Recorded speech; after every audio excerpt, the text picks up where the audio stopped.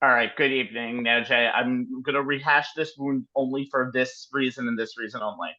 So, if you Mm. know, not only did Joel Embiid get knocked out of the playoffs, but according to the Empire State Building's Twitter, he is also now officially banned from the Empire State Building. I would assume until further notice, but considering that For they put what? the colors of for being him in the series. But guys, if you wanted to ban a rival player from a New York team from the Empire State Building, Jay Kaplan, who would you ban?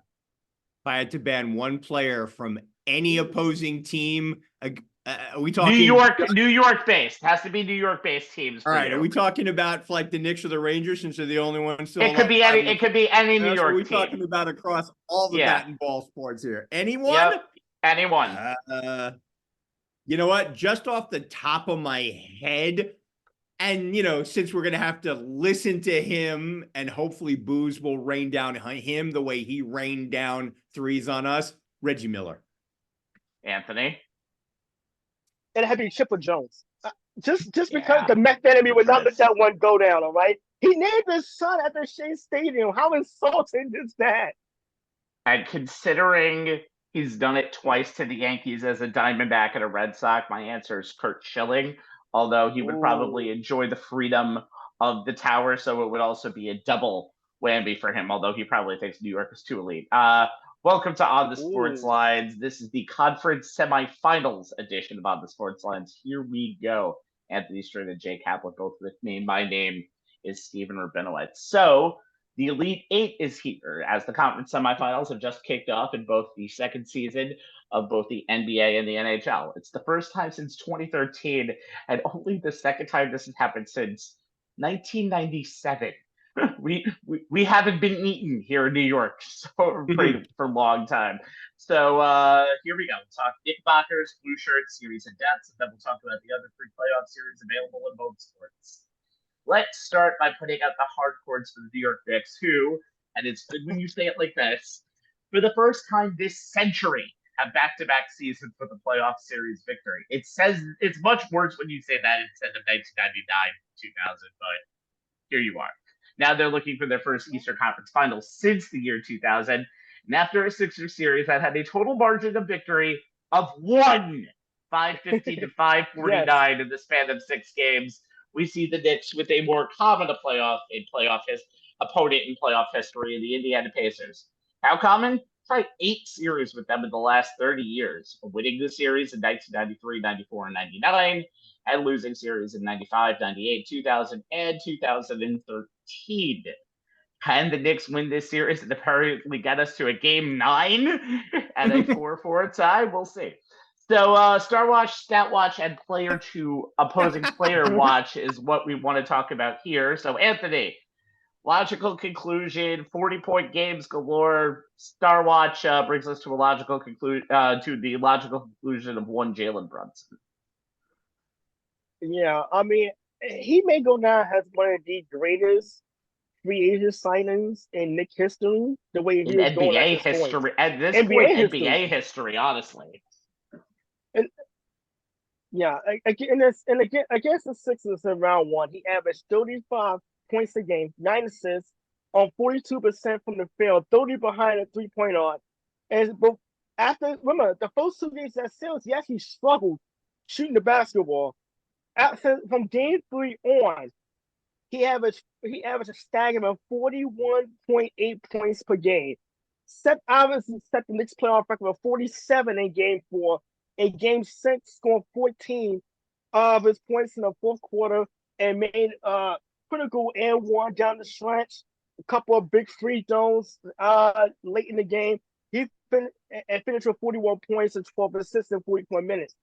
Only the second player to register at least 35 and 10 3 times in the series, joining Oscar Robertson, and the first player is Michael Jordan in the 1993 to score at least 37 points in 4 consecutive games. Brunson, third player in NBA history to score at least 35 and have at least 5 assists in 4 consecutive games. And in the second postseason, joining LeBron James in 2006, Michael Jordan in 1989 and 1990. He scored a total of 213 points in that 6-game series win over Philadelphia. Ty Bernard King in 1984 for the most points scored in a single playoff series in Knicks history. That's like a Wikipedia page, don't I? Just kind of reading off all the historical stats that Jalen Brunson put up. Well, let's Love fast Bernard forward. King references, Ant. Yeah, during the regular season against Indiana, Jalen Brunson put on a couple of big performances too. He had 28 in one matchup, 40 in a second matchup, and 39 points per game. In game one, like obviously the game we just saw, 43 tonight.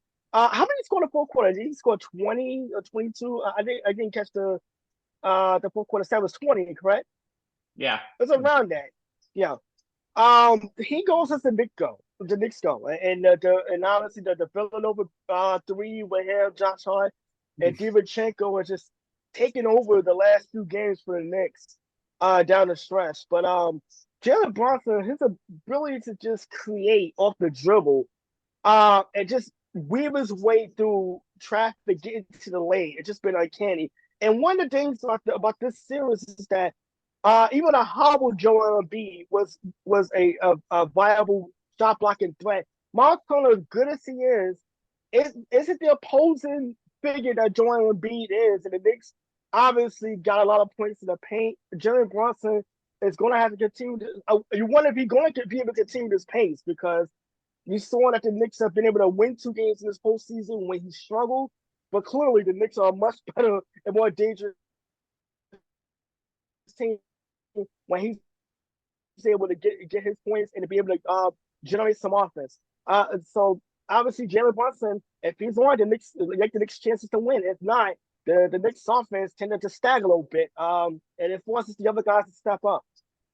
And the difference that you saw from last year's run for Jalen Brunson, which was a little up and down because you did have Julius Randle on the court to really at least lift him up offensively, is his way to trust other people. Josh Hart wouldn't be getting that open three last year at that time. Dante DiVincenzo obviously wasn't a Knick last year, but he wouldn't pass it to someone like DiVincenzo, who hit the game-breaking three tonight to help the Knicks get a 1-0 series lead. That's stuff that just doesn't happen, and that's the maturity of Jalen Brunson from year 1 from the Knicks to year 2 for the Knicks, and so far, so good. And like I said, I don't think it's hyperbole to say this is probably the Knicks' best free agent signing, possibly of all time. You need to look back at the records, but the way this team has changed under Jalen Brunson is kind of astounding, and honestly would have been a legitimate MVP candidate if Nikola Jokic and Shai Gilgeous-Alexander and Luka Doncic didn't exist.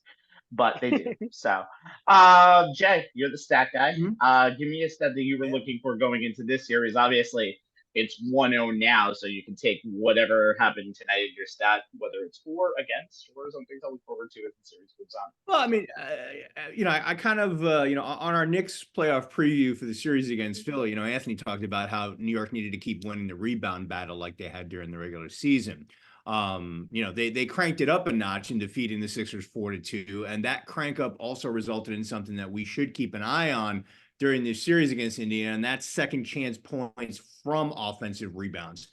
One way to slow down the Pacers, who per NBA stats ranked number 2 in the association in pace at 102.2 and averaged 16.6 fast break points per game during the regular season, is to keep them off the defensive glass, which has been a weakness of theirs during the regular season. They're ranked 26th in defensive rebound rate at just 70%. If the Knicks can force Indiana's bigs further from the paint than they prefer, then Hartenstein, Robinson, and Hart could once again dominate the offensive glass. The Knicks were number one offensive rebounding team in the NBA in the regular season per NBA stats, with a 33.3% offensive rebound percentage. It means they grabbed 1 out of every 3 of their own misses.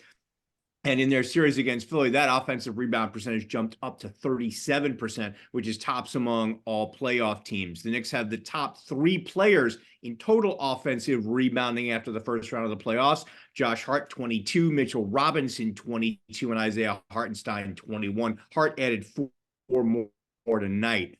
And they are the top offensive rebounding team in the playoffs at 14.5 per game, 87 total coming into tonight.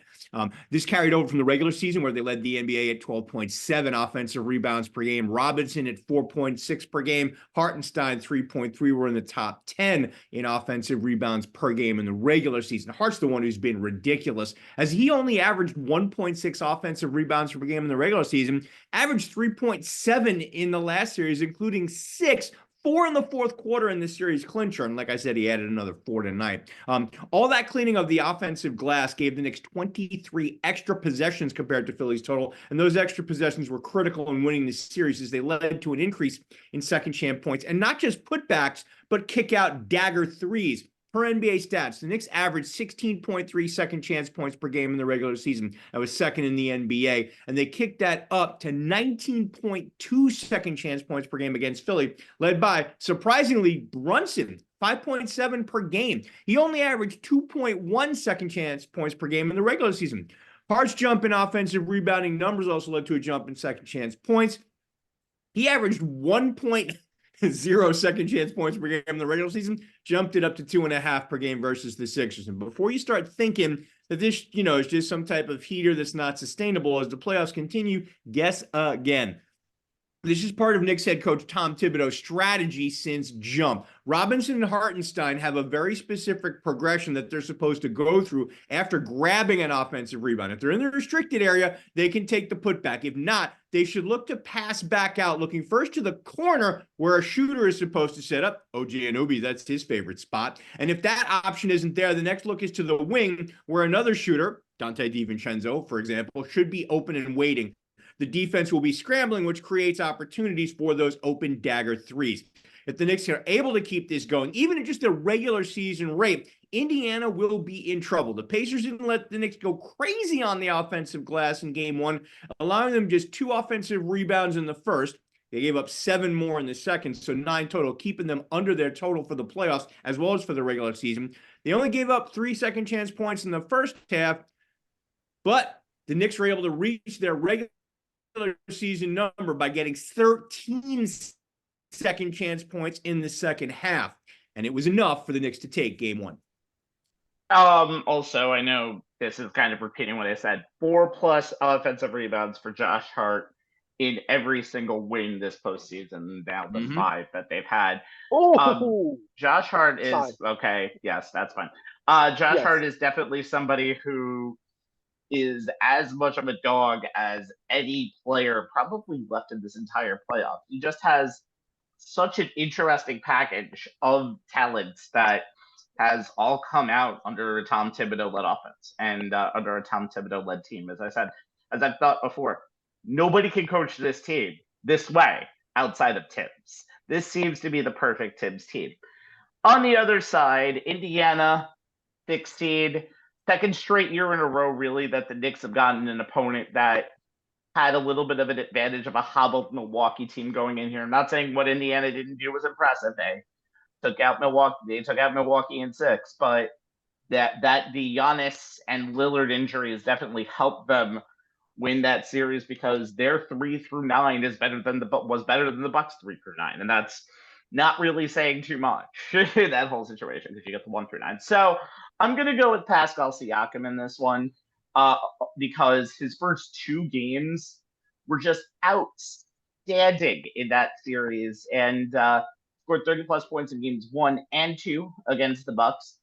Kind of went back a little bit to the mean as the series went on. He had under 20 in those last 5 games, but still was a factor on both ends of the rebounds on the boards, having 9 boards in game 3, 9 boards in game 4, not the 36 and 13 and 37-11 that he had in games 1 and 2. And then tonight he only went for 19 and 6 and got into foul trouble a little bit early. Something that's also very interesting to see in this series for the New York Knicks.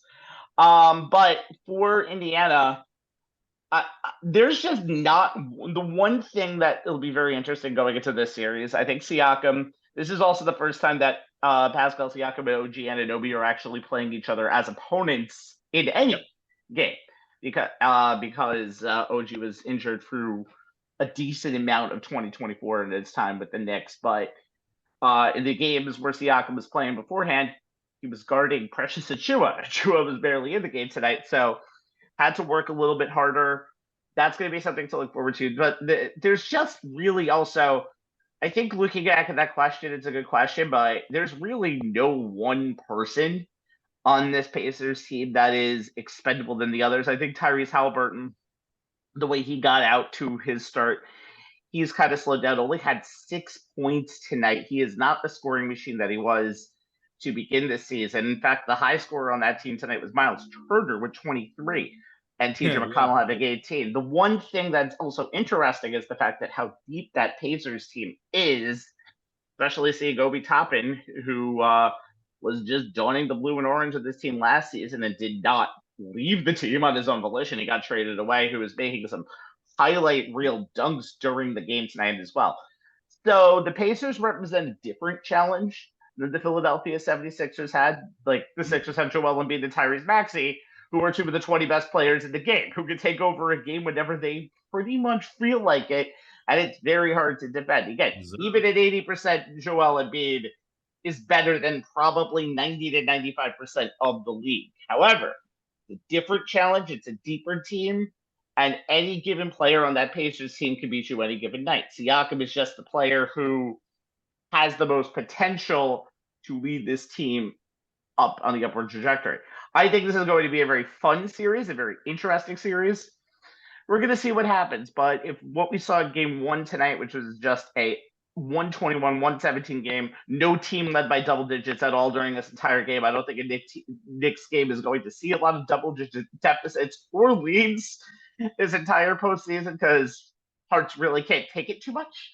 Actually, Knicks fans, I think we're going to see a very, very good series and a very, very good series that reminds us of the past Knicks-Pacers run. Rabbi, if game one tonight was any indication, this is going to join those series from the 90s in the pantheon of historic Indiana Pacer New York Knicks postseason matchups. It'll be a different type of postseason matchup, but right now it's looking, based on game one, to be headed in that direction, to be yet another Knicks Pacers classic. Yeah. By the way, another historic Jalen Brunson fact: first player ever to have 40+ points and 5+ assists in 4 straight playoff games. That's period, by the way. End of story, Yeah. not even as a Knick. What he's doing is some very Jordan-like things, early Jordan with a team that was still growing. But again, that's very hyperbole, but this has been a run and a half for Jalen Brunson so far this postseason. And for Knicks fans, they hope it continues. All right. Kind of a new flow going into the second round of this year's NBA playoffs. 3 of these teams who are in here didn't even make the playoffs last year. 2 of them only won 1 game. And for the first time in almost 2 decades, none of these teams feature LeBron James, Kevin Durant, or Steph Curry. Notable names. No, I'm sure the NBA offices in Secaucus and New York is probably and crying no Joel right Embiid now. or Giannis Antetokounmpo either. Yes, but the other 2 names, again, we haven't seen that in almost 2 decades, which is insane when you think about it. Right, that's true. That is crazy. Yeah, let's talk about a player of each team to talk about in each series that's going up. Some new blood that we're going to talk about, and some old blood too.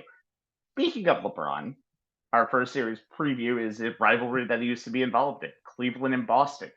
5 times in a span of 11 years, these two squared off in the playoffs, all involving Bron. Steve's won the first 2 in Bron's first go-around in 2008 and 2010. And then in his second round, they beat the Celtics 3 times, 2014, 2017, and 2018. Now we're in 2024. Let's bring the flux capacitor back here.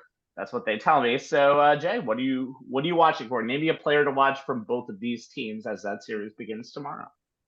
Yeah, I mean, your stars have to play like stars in the playoffs. I mean, I say it all the time this time of year, and it may be an old tried and true adage, but that doesn't make it wrong. So, I mean, I'm going to be looking at the alphas from both of these teams. For the Celtics, it's Jason Tatum, and for the Cavs, it's Donovan Mitchell.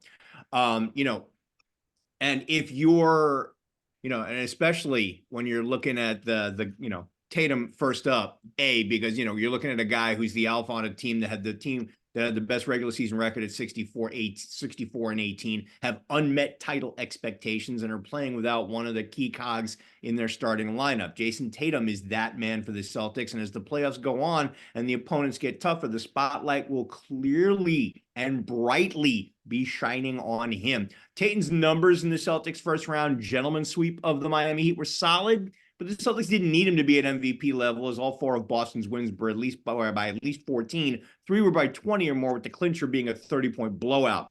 Tatum averaged 21.8 points, 10.4 boards, 5.4 dimes, and a little over 38 minutes per game. His shooting slash line was 41.6 from the floor, 29% from 3 on 6.2 attempts per game, and 80 flat from the free throw line at 9 attempts per game. The rebounding and playmaking were above his regular season numbers, but the points per game was 5.1 points less, largely due to his field goal percentage being down 5.5% points less, and his three-point shooting being down 8.6% less. Even his free throw percentage is down 3.3%, all of which is a little disconcerting going into a second-round series against the Cavs team that was very solid defensively for most of the season. Are the Celtics less of a juggernaut with Kristaps Porzingis sidelined for who knows when? Maybe. But, maybe. He did seem to be the missing piece they need in a potential matchup with some of the notable bigs in the East, as well as a potential matchup with the Nuggets in the finals. And he did open up some new offensive options.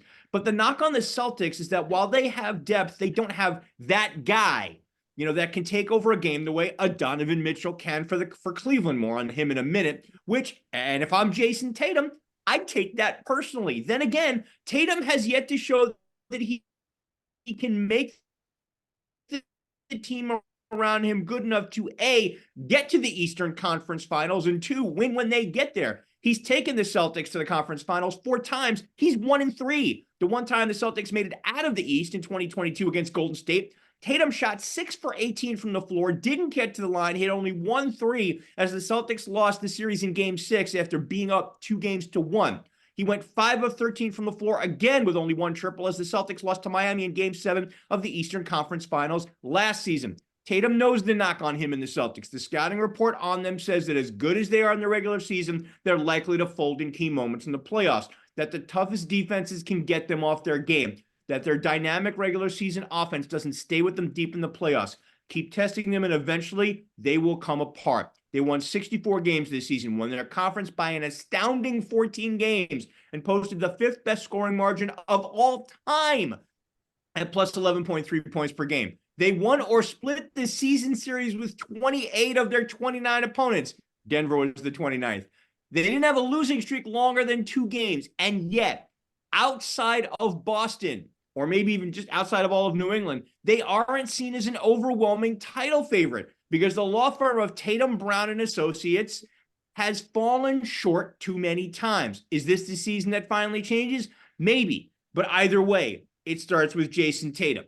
Now, moving on to the Cavs. If stars needing to play like stars in the playoffs applies to Tatum, then it definitely applies to Mitchell. He's carried the Cavs into the second round largely on his own, and while battling a left knee injury, he did all he could in the Game 6 loss to the Magic, dropping 50, including all 18 of the Cavs' points in the fourth quarter. Cleveland led by 5 entering the final 12 minutes, only to see the lead slip away as Mitchell had no help.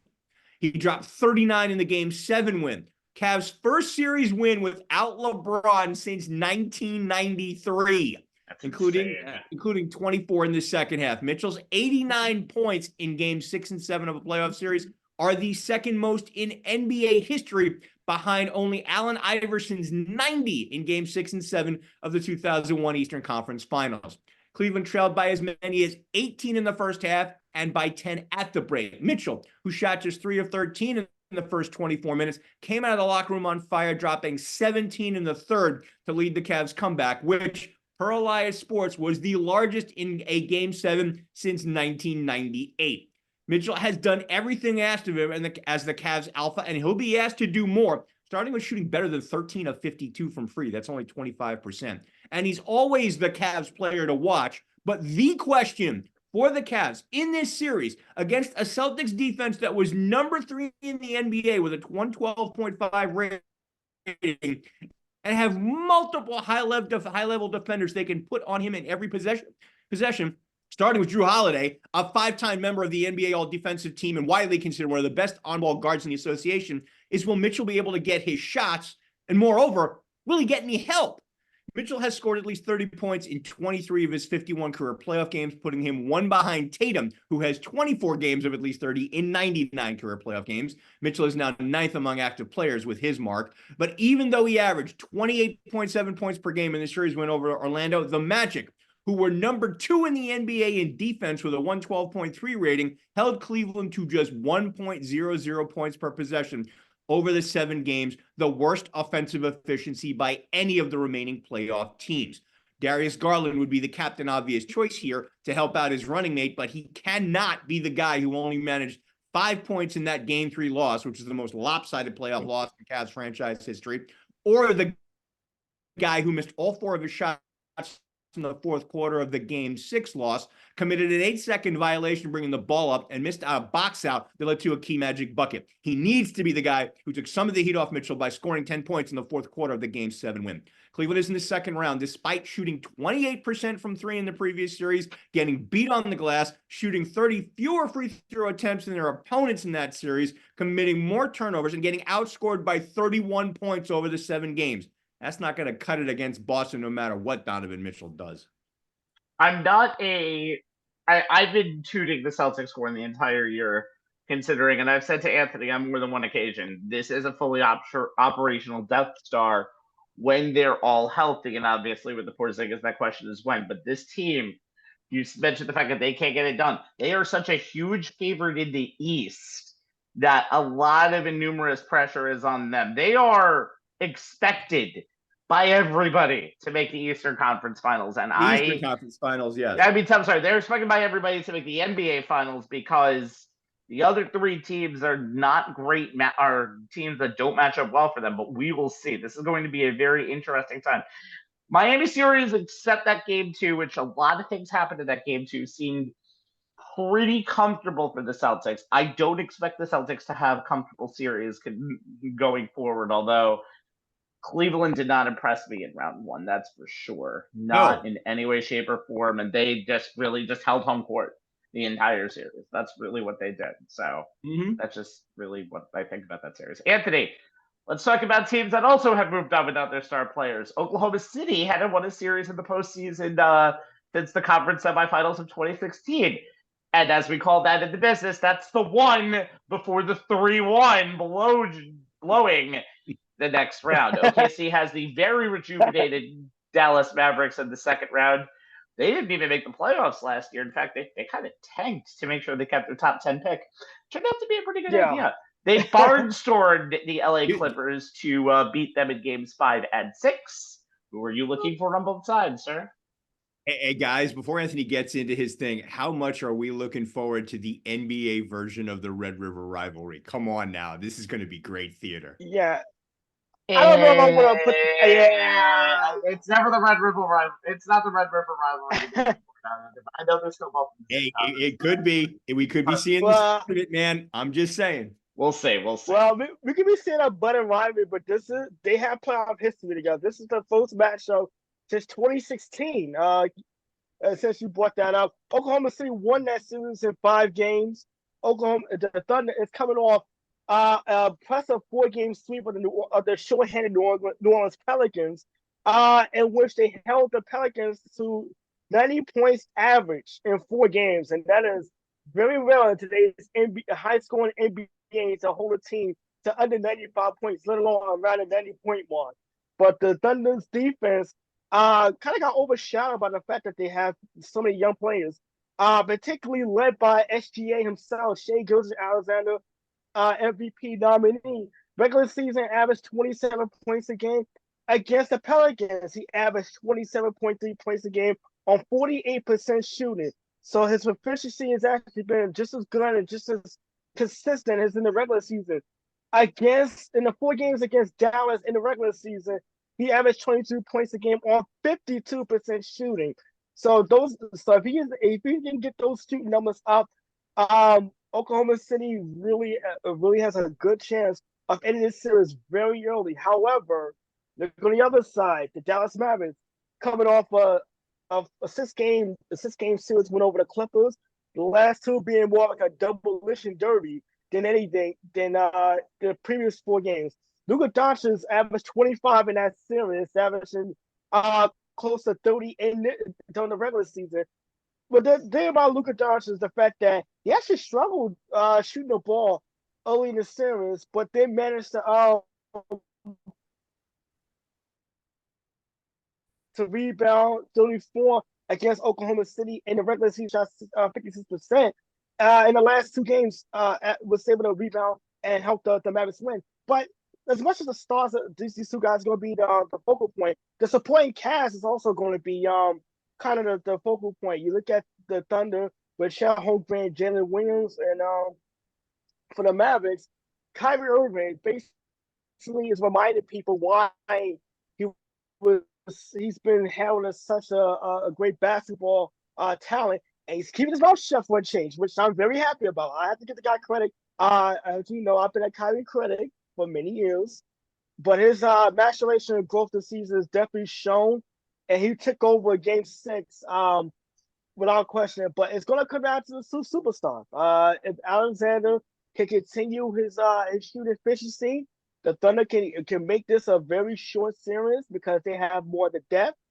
If Luka can turn into the Luka Doncic we've seen in regular season pass, and even in past postseason matchups, this could be a very entertaining series. I have the Thunder winning this series. I think they do win this series in 6. I do think the Mavericks are good enough because just for the combination of Doncic and Kyrie Irving alone can win them a game or 2.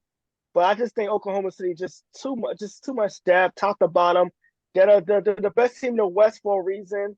And they're a fun team to watch overall. Yeah, I know. I got to tell you, the thing that has shocked me the most about Dallas, and it's why I give them a puncher's chance against OKC, Mavericks are actually playing defense this year. Go figure. They're really good defensively. And one thing that was fun about the Game 4 game was just an insane game, considering that team was down by much as 31, I'm sorry. And they almost came all the way back. But this team has prided themselves on just building a very, very solid core, kind of doing it with little pieces that you would never expect, like PJ Washington. I forgot the guy from Washington. PJ Washington, who was in Charlotte. And cannot remember the guy from Washington that they picked up that they've had massive success. Daniel Gafford. Yeah, they've had massive success with him in the middle. So it's a very, very different Dallas team than the one that, remember, they made the Western Conference Finals just 2 years ago. And again, go ahead. Yeah. By the way, 2 quick notes. Derek Lively II. What a pickup! What a great pickup on that. Great draft for them on that. Yeah, great. Worth tanking. Obviously playing with a heavier heart this postseason. Lost his mom recently, so my heart goes out to him.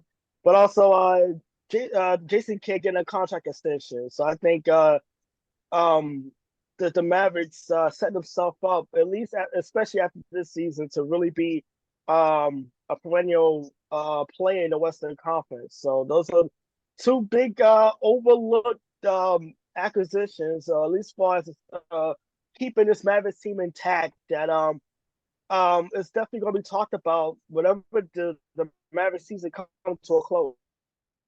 That's one. Yeah, and Kyrie actually has confined his explosive exploits to the hardwood, which is, has given Anthony less things to rant about on social media. But it's been better for the Mavericks overall.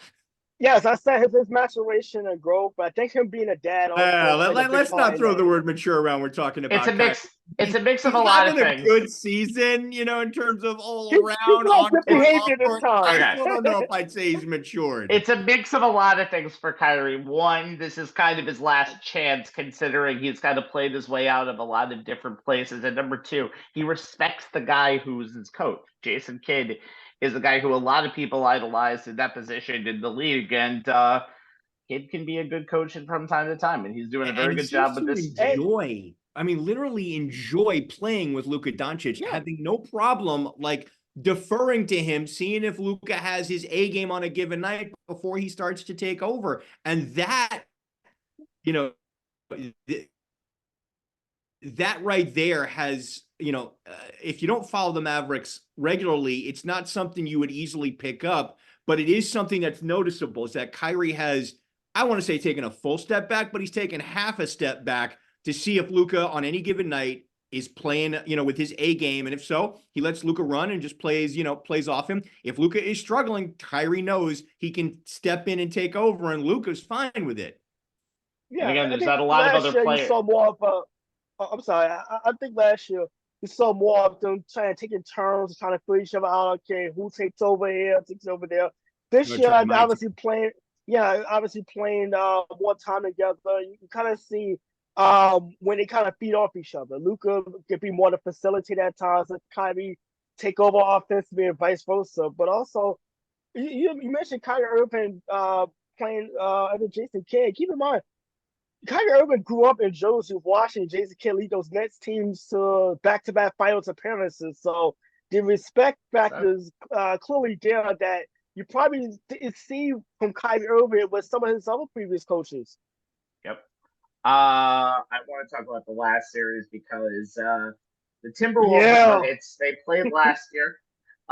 It was a 5-game series, and honestly, it was a very competitive 5-game series, and I can make the case that was the best opponent that the Nuggets played last year.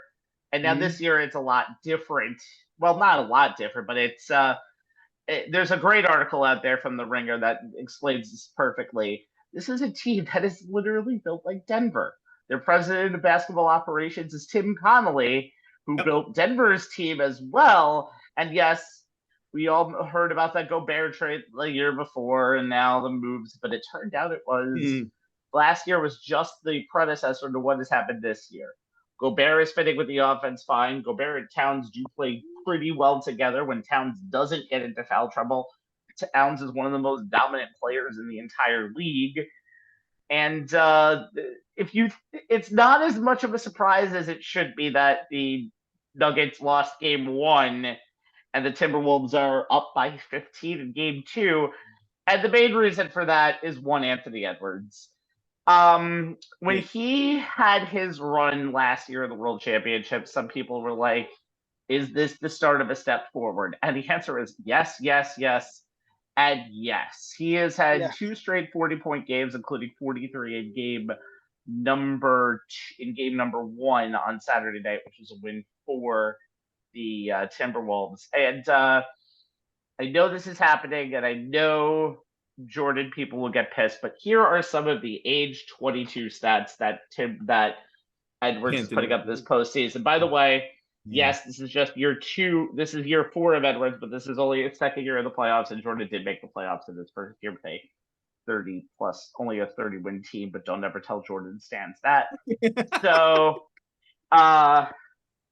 points per game, 33.4 points per game in 5 games. 7.8 assists per game. These are numbers that are better than Jordan's age 22 season. The steals are a little less, 5.6. The blocks are a little less. He is going 53% from the field and 43% from 3. All of those numbers are better than MJ did at that time. If you saw Anthony Edwards this entire postseason, he has been the full package, and he is honestly the best player in this postseason so far. What the Timberwolves did to the Suns was a demolishing against a team that beat them 3 times in the regular season.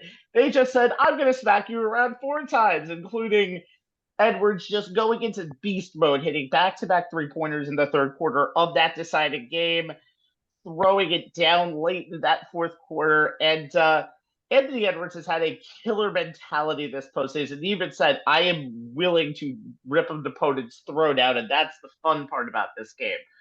The fact that he is doing this in just his 4th season is just outstanding. He is just hitting the 30-point mark almost every single game.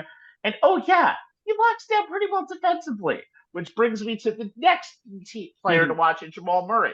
Now, Nikola Jokic is going to get his, although tonight he hasn't gotten his because he got fouls early in the game, and he has just been bewildered because you could throw Towns on him. You could throw Gobert on him. You could even throw McDaniels on him. You could throw anybody you want on him, and you're going to have to force the other Denver players to win and to shoot, and that doesn't really help out too much.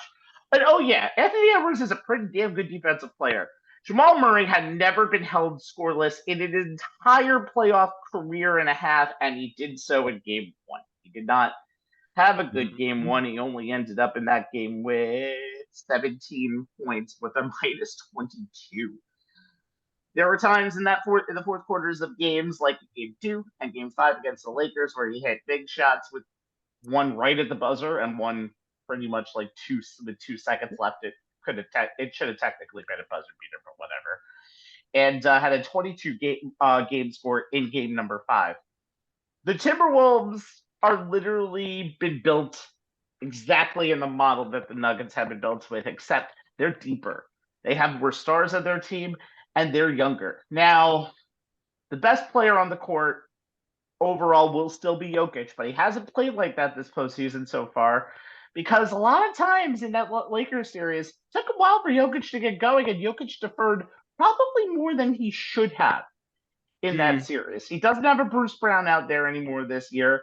Michael Porter Jr. really hasn't come into his own as what should be a legitimate third of I hate to say the words big three, but I will now. And really, Jamal Murray has to be 1A almost to really be with Denver, to really win another championship for Denver. And right now, Minnesota just has way too many pieces. This team reminds me a lot of budding dynasties. Remember the Golden State Warriors of 2015? They were a number 1 seed and they just started to win and win and win some more. This Minnesota team is locked in like crazy. I know the Phoenix Suns were never really the greatest team in the world this season. They really struggled to get going, and any team with Bradley Beal is already going to be a black hole as is. But I do have to say, what they did to destroy the Suns in those 4 games is really impressive, and we're seeing more of it now. I love this Minnesota team, and they're a team that is going to be a hard out, and I would not be surprised if they won the West right now. They've been playing some great ball, and the really only big factor of this team right now going forward is, where is Chris Finch going to coach from? Is he going to coach from the press box? Is he going to coach from somewhere else? We don't necessarily know. But the fun part about it is, it doesn't really matter because Mike Nori knows exactly what Chris Finch has done and was also in Denver and is the top assistant for this team and can pull off the same scheme that Finch does. What this team has done and has really turned around really what could have been a disastrous run after that last year after the Gobert trade has ended up being pretty much a godsend, and this team is hitting all the right notes at the right time. All right, we're going to move on. Yeah, I would say this. All right, let's go quickly at that. Yeah. No, I would say this. I think you knew Anthony Edwards arrived when he went off in game 1. And each time he scored a basket, kind of jumped in the face of Kevin Durant. If that's not an I've arrived moment, I don't know what is. 3 plays in a row he did that too, and he respects Kevin Durant a lot. He respects his USA teammate, by the way. And the guy who he's going to be backing up, by the way, for Team USA unless other things happen. And not that I want to give Anthony any more, Jordan social media fodder, but I mean, did you guys see the side-by-side fadeaway jump shots of Edwards alongside Jordan? And you got people like intimating that Anthony Edwards is Michael Jordan's long-lost son because of that. I love the conspiracy theorists can have some fun with that. We know it's actually not true, but I got to tell you, it's eerie just how similar their shots are. The word is Jordan snubbed Anthony Edwards, I think, for an autograph. Really? I believe I gotta look this up. I gotta confirm this, but I think there was a story. I watched on NBA TV. Maybe I just kind of breezed by it. And I think Anthony Edwards went for an autograph for Michael Jordan, and Jordan kind of snubbed him and told him, make me want your autograph. So wow. I will say this. I mean, I will Dirty say this tactic though. or motivation? I mean, we're I will seeing say it. this. I will say this though. You know you're having a very good postseason when the biggest thing that the media criticizes you is comparisons to Michael Jordan. Enough that you have to say stop comparing me to Michael Jordan like he did today. He is one of the Yes. greatest players of all Please time. stop it. Full Please stop. stop Don't ask me again. So Yep. when that's your biggest problem this postseason, you're having a good postseason. Yes, Okay. sir. All right, the ice is now down at the Garden, and the Zamboni has just left the ice, so let's talk New York Rangers. The President's Trophy winners had about as few scares in their four-game sweep of the Capitals as the Knicks had many scares in their first-round series. I had to have some times to catch my breath, thank God.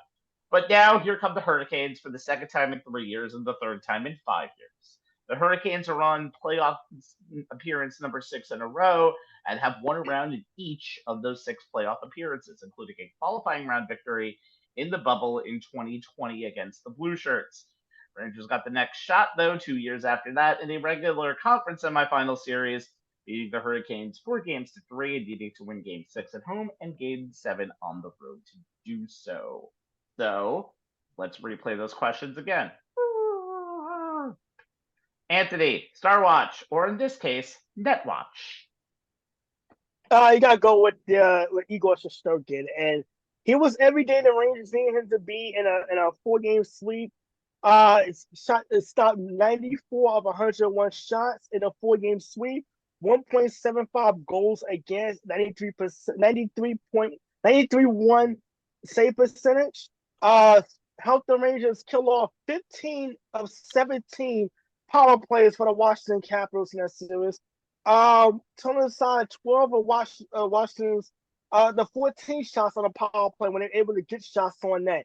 Shesterkin in the second half, and I think Rabbi and I talked about what the Rangers would have been in the first half had it not been for Jonathan Quick, because Eagle had a shaky first half. Since the All-Star break, he was since the All-Star break. Second, he was 17-5-1 with 4 shutouts, 220 goals against, 930 save percentage. From February 9th to the end of the season. That's 23 games. That's a 23-game span. Before that, he was 19-12-1. Good numbers, goals against, and a .899 save percentage. Now obviously the one of the biggest difference have been the team in front of Igor Shesterkin, the defense being so much better. In that 4 games, Igor was hardly ever tested in most of those games. So obviously, you expect the Carolina Hurricanes to be a bit of a different animal. They had 411 shot attempts against the Islanders in that 5-game series. This is a first round high of 110 shots total in the 5-3 comeback winning Game 2 of that series. That was 121 more than the Islanders in the entire series. You expect the Hurricanes or a high-five team that shoots a lot of shots and take shots from all angles. Total different 180 from the challenge Washington Capitals team. Now, fast forward to Game 1, the Rangers did a good job of blocking shots. They blocked 29 shots. Igor made 22 saves out of 25 shots on net. Only really was tested as far as being peppered with shots in the third period and in the really chaotic 3.5 minutes where Carolina definitely made a game out of it. They cut through the 4-3 and was able to get some extra shots in our frantic final 2 minutes. But the Rangers, it's funny, Igor Shesterkin has just done a great job. I don't expect Carolina to be shut down for very long. They had a grand total of 13 shots, or 12 shots on goals in the first 2 periods. Had 13 in the third period alone, on top of the fact that they spent close to 20 minutes in the attack zone. So that's something the Rangers, if you're a Rangers head coach or a Rangers player, you should be concerned with. The Igor has held up when he needed to. He hasn't had faced as many shots, which has been a total 180 from in years past, where it seemed like he was constantly being peppered with shots. And every game had to stand on his head. in this case, he may have to, because you expect the Hurricanes to be more aggressive, to try to generate more traffic in front and to try to get more shots on net. But Eagle has held up his end so far. He's going to have to continue to do that if the Rangers want to win this series, which, if you look at the matchups, are pretty even, to say the least. Igor gives the Rangers that one event, the one advantage they do have in this series, and that's that net. So he's definitely going to have to play like the Vesta Trophy winner of a couple years ago for the Rangers to advance.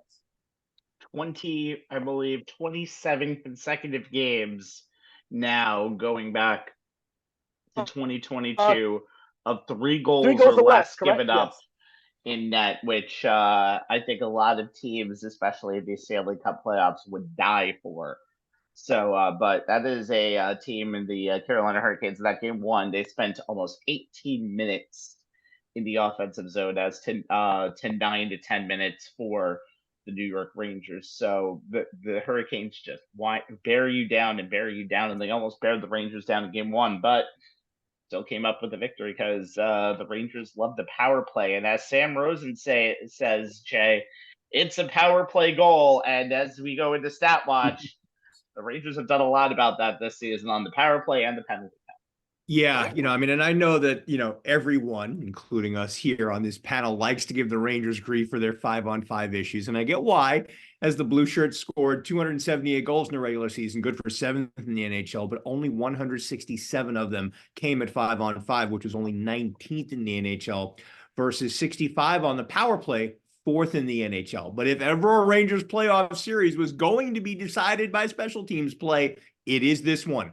New York finished the regular season 3rd in the NHL on both the power play, 26.4% success rate, and penalty kill, 84.5% success rate, and both units were special in the opening round series against Washington. The Caps had 17 opportunities with the man advantage and managed just 2 power play goals.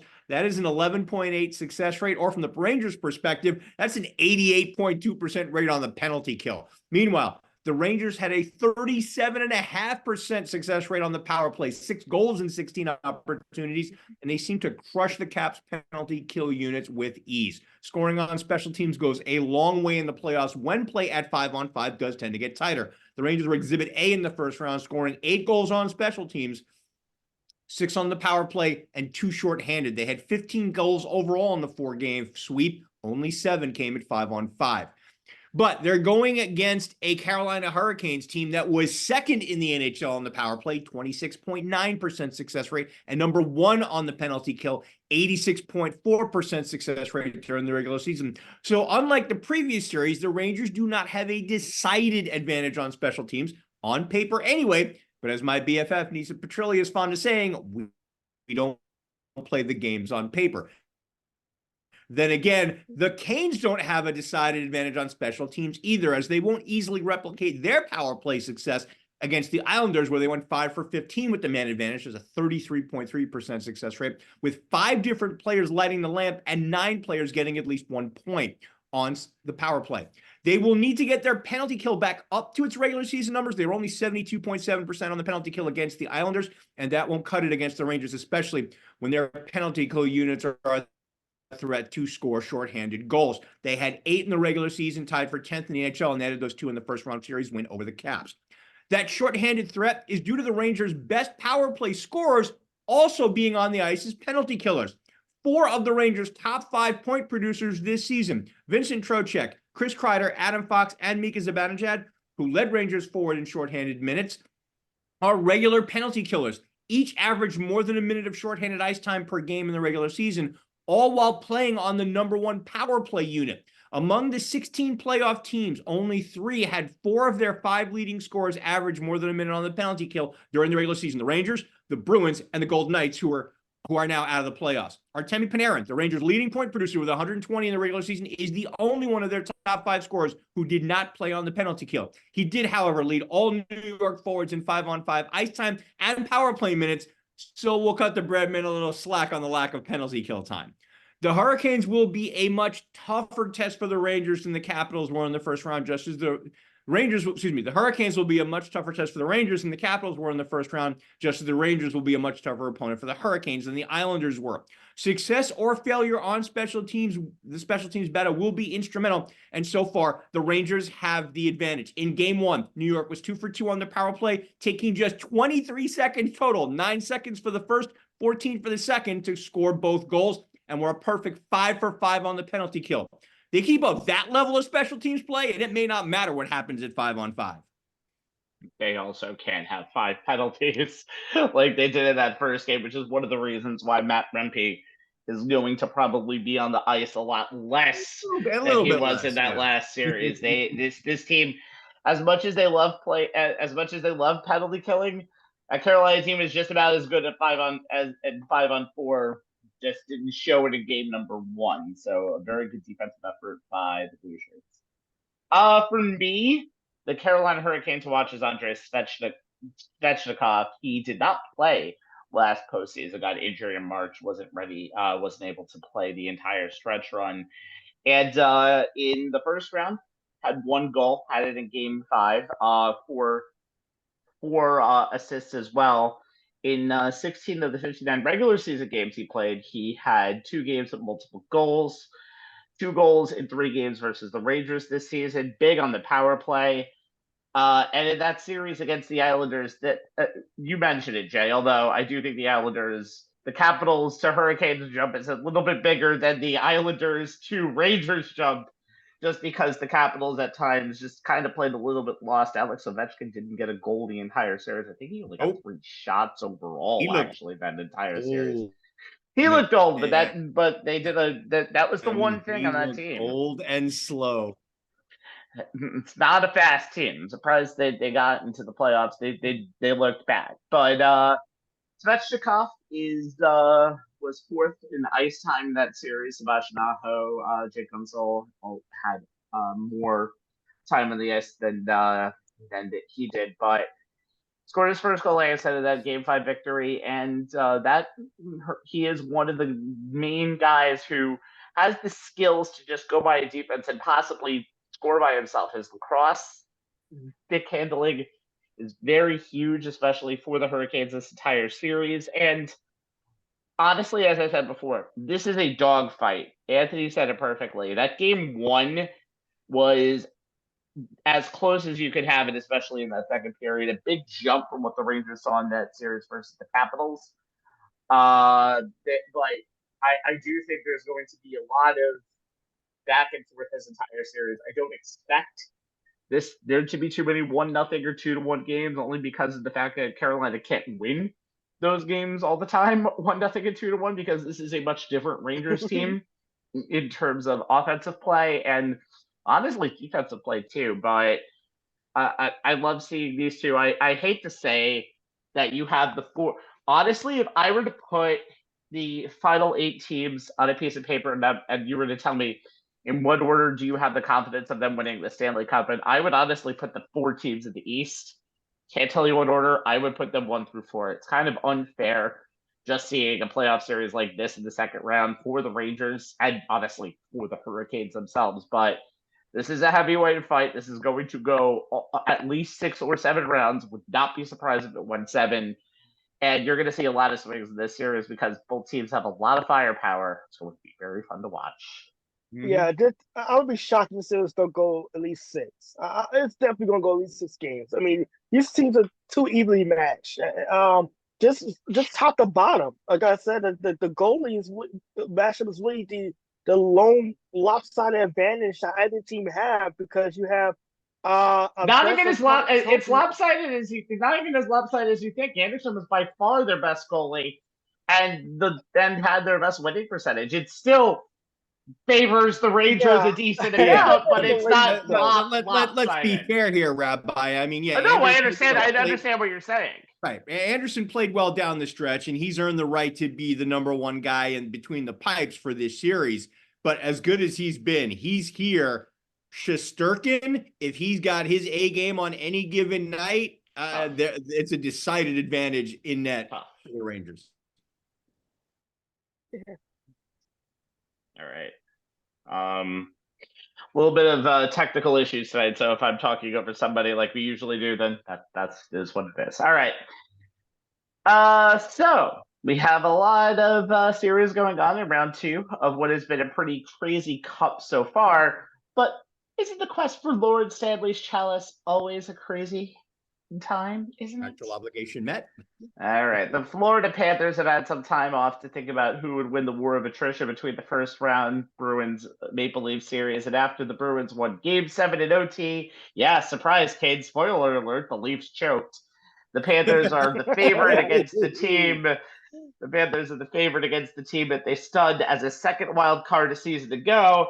But they're down 1-0 in this series after the Bruins won 5-1 in Game 1 tonight. So, Jay, Yep. to watch for the Bruins and the Yeah, is it any surprise that this series, a rematch of an epic first rounder from last season, of all the remaining series, is the one likely to hinge on the goaltenders?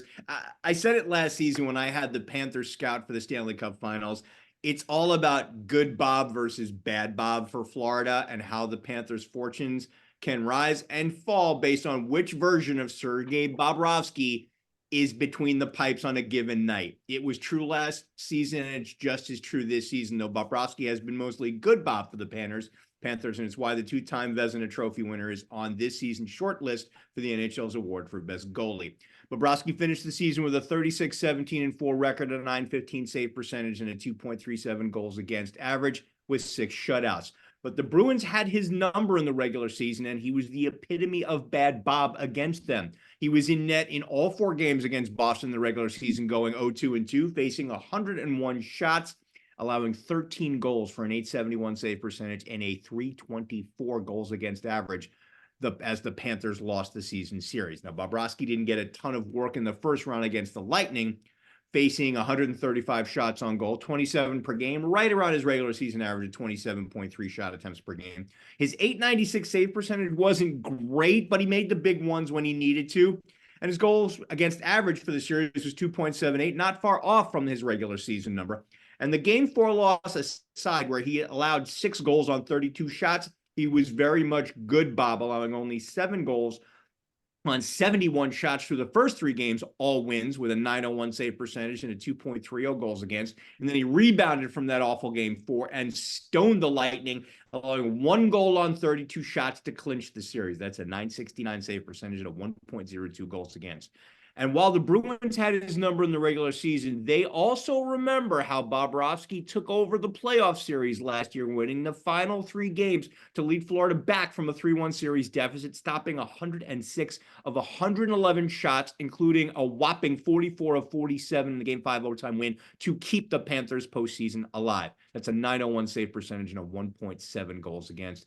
The epitome of a goalie standing on his head to win a playoff series and the epitome of good Bob. Which version of the Panthers goalie shows up most will determine whether they get past the Bruins for a second straight year. Now, like Bobrovsky, Jeremy Swayman's performance in between the pipes could be the difference in this series for the Bruins. Boston had almost a 50-50 goalie rotation this season with Swayman and last year's Vezina winner, Linus Ullmark, and their numbers were practically identical. Swayman played 44 games, 43 starts, 25-10-8 record with a .916 save percentage and a 2.53 goals against.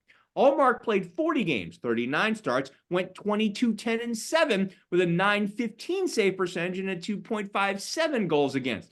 And it's possible that Ullmark may play in this series. Swayman, who split the first 2 games of the previous series with Ullmark, earned the Game 1 start against Florida after not allowing more than 2 goals in any of the 6 he played in the first round against the Maple Leafs, including just 1 in the series clincher, going 4-2 overall with a .950 save percentage and a 1.49 goals against.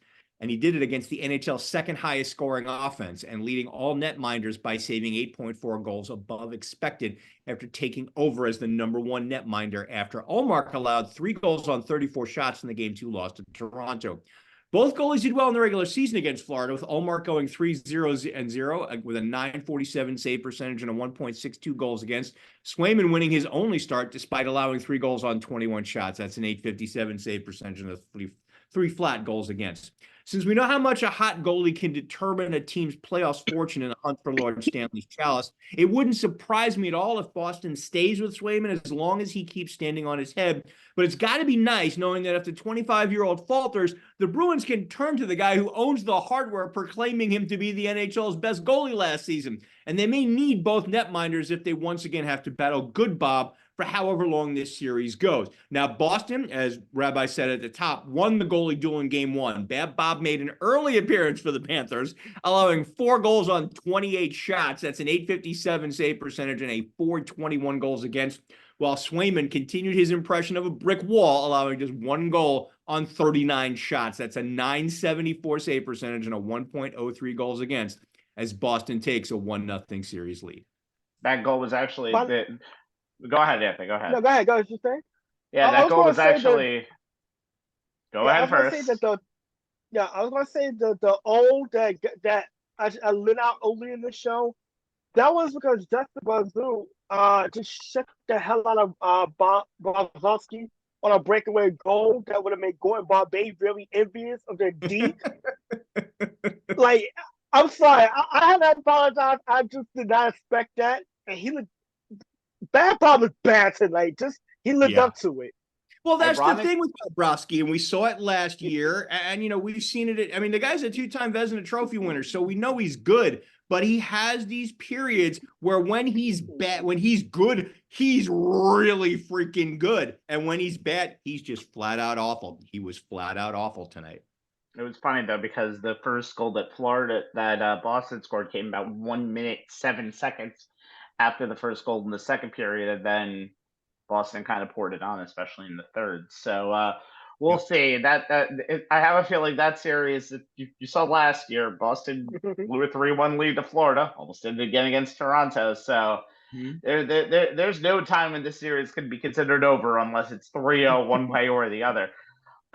So Anthony, despite being in the same division, it'd be a very interesting series. Anthony, despite being in the same division, and I hate the playoff format so much, you see teams playing each other every single year at the same time. It's ridiculous. It's time to get rid of it. So despite being in the same division, the Stars and the Avs have only met once in the playoffs since the divisional format of the playoffs was formatted. That was in the bubble in 2020, so they technically haven't played in front of fans since 2011 in the playoffs. Gone are the days when they met for the Western Conference. They were in the finals, by the way, for the West in 1999 and 2000, both won by Z Stars. Now, big stakes again. Who are you looking for on both sides? Yeah, Gary Bettman should do us a favor and just switch back to the conference format. I mean, I get the old school divisional format, but these I think the Maple Leafs would also definitely agree with you. They're sick and tired of losing to the Bruins every single year. You think? Yeah. 1967. Yeah, well, for Dallas, it's not much rest for the weary. They just 48 hours after winning a Game 7 in a series where they actually lost the full 2 games at home. They traveled to play the Avalanche team who hasn't played in almost a week. So it's going to be the perfect test of rest versus momentum come Game 1 tomorrow night. But for the Stars, it's Wyatt Johnson, and obviously he's building off an impressive year 2 in the National Hockey League. The regular season, he had 65 points, 32 goals, 33 assists in 82 games, and he came up in big moments in that series against the now dethroned defending champion Golden Knights. Scored an overtime goal in Game 3, 3-2 win for Dallas. Scored the opening goal in Game 7. He leads the Stars through the first round with 7 points, 4 goals, 3 assists in 7 games. On the other side, you have MVP candidate Nathan McKinnon, who's in the Avalanche team, who's only the 3rd team to score 5 goals in each of the 5 playoff games. Only the Blackhawks, let me see the year, 1985 and the 1994 Stanley Cup winning Rangers are the only 2 other teams to do that. And he's coming off a regular season when he scored 51 goals and 89 assists and leads an Avalanche team that has had balanced scoring throughout that 5 game double. We forget that they lost that first game to Winnipeg before just going on a tear the next 4 games and winning that series in 5 games. 9 points, 2 goals, and 7 assists in the series. Tied for the Avalanche lead with Mikko Rantanen and Cal Marker, who each have 2 goals and 7 assists. The series will come down to the Stars for them to win the series. They have to remain good on defense. Outside of game 1 against Vegas, the Stars held Vegas to 3 goals or fewer in the next 6 games of that series, allowing 2.29 goals per game, which is 5th among playoff teams. For Colorado, can they keep the balance scoring going? Obviously, it's been a case of you score a goal, you score a goal, you score a goal. But this is the Colorado team that we saw a couple years ago that won the Stanley Cup, that top to bottom could beat you in so many ways offensively. So this is going to be a very interesting series, particularly two teams who are very familiar with one another. In the same division, they see each other quite a bit in the regular season. This is going to be another one of those tight series that can go either way because of the familiarity between the two teams. By the way, Colorado is the only team who was the lower seeded team to win in round 1. By the way, everybody else, even Dallas, who did lose the first 2 games at home, ironically enough, everyone else held serve. So could be interesting to see. It's interesting to say that when you mentioned that the Colorado Avalanche are the last Stanley Cup champions remaining in this bracket. So anyway, we get a rare newer matchup in the other West semifinal, and it's all Canada, our home and native land. The Oilers have 5 straight playoff appearances and 7 of 9. And the Canucks didn't win a series in front of a crowd in 13 years until this year. By the way, the year that I'm mentioning was their 2011 season that ended in Game 7 heartbreak against the Bruins in Canada. The Canucks have beaten the Oilers all 4 times that they played each other this season. And they won the first game against the Oilers by the score of 8-1 to really start this pretty miracle run. They came out of nowhere this year to lead this division and really lead the Western Conference. So for the Oilers, you want to go with Draisaitl? You want to go with David? That's great. But the biggest goal scorer on this team this year is Zach Hyman. Zach Hyman scored 7 times in 5 games against the Los Angeles Kings. That's as much as the Vancouver front line did altogether in their series against Nashville. Hyman is a guy who went for 53 goals this year. He was signed in 2021 to the Oilers and really gives them the third of a big 3 for the Oilers on offense. And again, he has really just been outstanding this year. 54 goals, led the team in goals by a landslide. Draisaitl is next with 41. Connor just does everything, which is why he gets the points. But Hyman's also ended the season with a plus 36 on the ice. So you put him on the line, he's going to score. Had a hat trick in Game 1 against the Kings. By the way, the Oilers beat the Kings for the 3rd consecutive year. So that's probably another team that is going to probably want to go to a different playoff format eventually. And this is a team that just looked really, really good in round 1. But when you're the Oilers and you have McDavid and you have Draisaitl and you have a team that really needed to fire their head coach, Jay Woodcroft, after a terrible, terrible start to their season and hire a former Rangers coach for like a game in between the firing of their staff and Chris Knobloch. But Edmonton looks about as good as ever and is really ready to make a run. They're going to do it against the Canucks team that has, I'm just going to say, they played 3 goalies and all 3 of them won a game in this series. None of them were taken out, by the way, because of being bad. They were all taken out because of injury. Thatcher Demko was their big goalie the whole entire season. He got injured in Game 1. He's week to week. Casey DeSmith won Game 2. Lost Game 2, won Game 3, got injured in Game 3. He did come back as the backup in Game 6, but the guy who is now in there is Arturs Silabs. I probably got that wrong. He stopped 27 to 30 shots for Vancouver in their Game 4 victory, and gave them a Game 6 victory as well to win the series. He had a pretty good, that was a 1-0 game that they actually won a Game 6. A late goal by Vancouver helped them avoid a Game 7. Played on big stages before. He's 23 years old. Going to be a very interesting netminder matchup in these playoffs. Edmonton has always had an issue with their goaltending going forward. Vancouver, again, they're playing with the third string goalie. Stuart Skinner, by the way, is the Oilers goaltender. He's had a .902 percentage, but also has a goal save above expected of -2.17. That's 16th out of the 19 goalies this season who played over 105 on 5 minutes.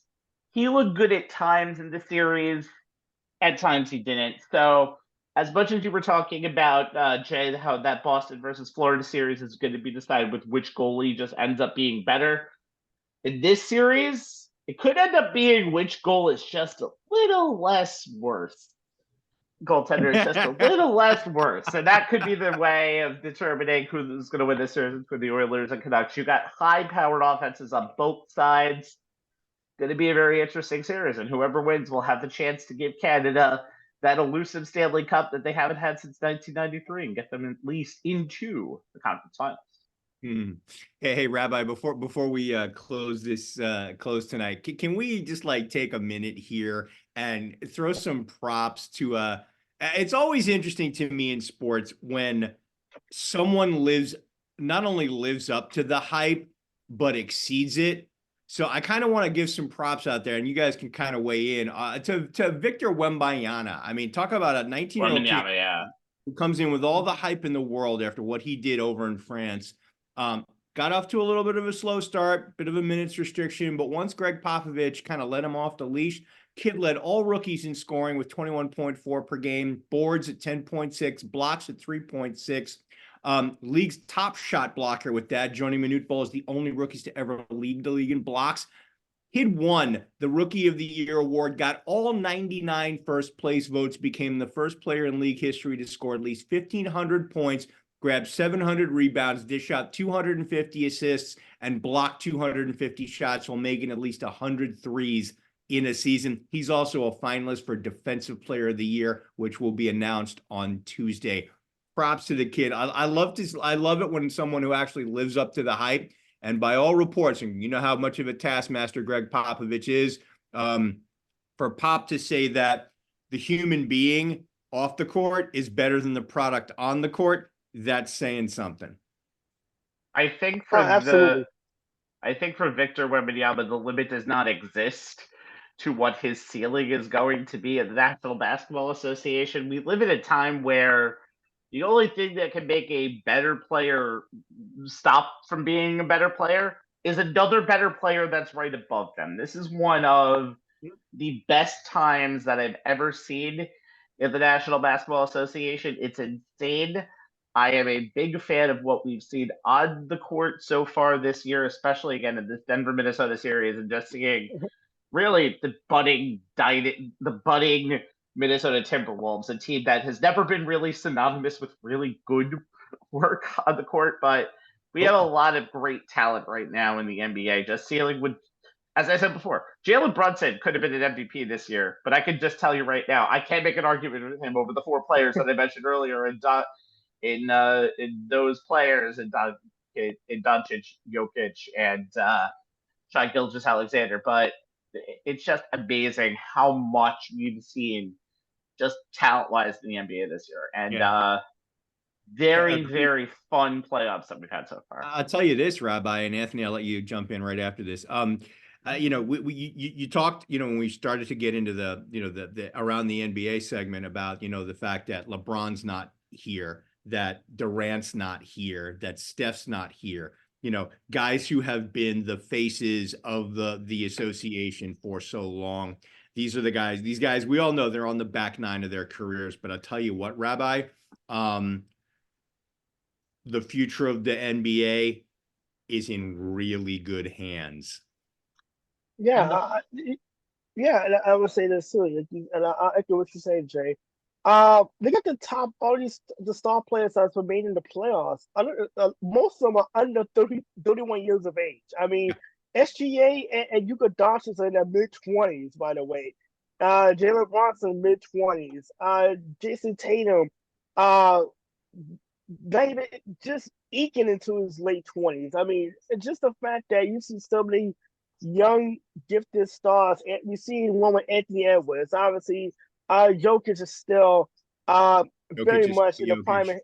Yeah, in the prime of his career. Jamal Murray coming back from a devastating knee injury a couple years ago. And then you see Victor Wembanyama and what he's able to do, and even and Chet Holmgren, who did not play his rookie year, and to come back and contribute to Oklahoma City team that finished top in the Western Conference. And you just look at we all see a kind of a change of the guard. It's kind of like we saw this before when we saw that the previous generation kind of take a step back. You saw Magic and Larry. The younger, Magic and Larry. Then we saw the era of Michael Jordan. And we saw, the Tim Duncans, Kobe's come along, and Dirk Nowitzki, Steve Nash, and obviously LeBron. Obviously has transcended a couple of generations as well. And now what we're starting to see the NBA future, and it's a very healthy spot if you are Adam Silver and you're looking at the NBA, and you're watching these games right now and realize the NBA for the next 10, 15 years is going to be a very fun sport to watch. Yeah, I mean, I know, people are like, up in arms and aghast about, the comparisons being made by the roster that the U.S. is going to roll out for Olympic basketball in Paris this summer, and the comparisons to the '92 Dream Team, and people are like, blasphemy, and I'm like, no, you look at this roster could conceivably be just as good. It's scary. I'll put on the number 2012. 2012 was just as good as far as top to bottom of options. And even if you see different results on the court in terms of not seeing the shaking of hands and asking for autographs after the game type matchups against the Dream Team, just remember that's because the rest of the NBA is now a little bit better than they were beforehand. So even if the US does put out the Dream Team of 2024, there's a reason why those games are going to be closer than ever. But we can talk about that bridge when we get to it, or burn this it. summer. No matter which way. All right, from Jay Kaplan to Anthony Strait, I am simply a working man who watched way too many hours of Netflix last night. If you watched the roast of Tom Brady, it was excellent. I could even do a whole segment on that, but I won't. Anyway, I'm Steve Rabinowitz. It was really fun. My name is Stephen Rabinowitz. You can see us on very, very, very various platforms. Facebook.com/OnTheSportsLines Live, YouTube.com/OnTheSportsLines On Demand, and at ONTH SportsLines if you like the way of media that goes by the letter X. We'll see you next time. Until then, say go New York, go New York, go. It's a beautiful time of year to be a New York sports fan. Enjoy it, y'all. Good night. Peace.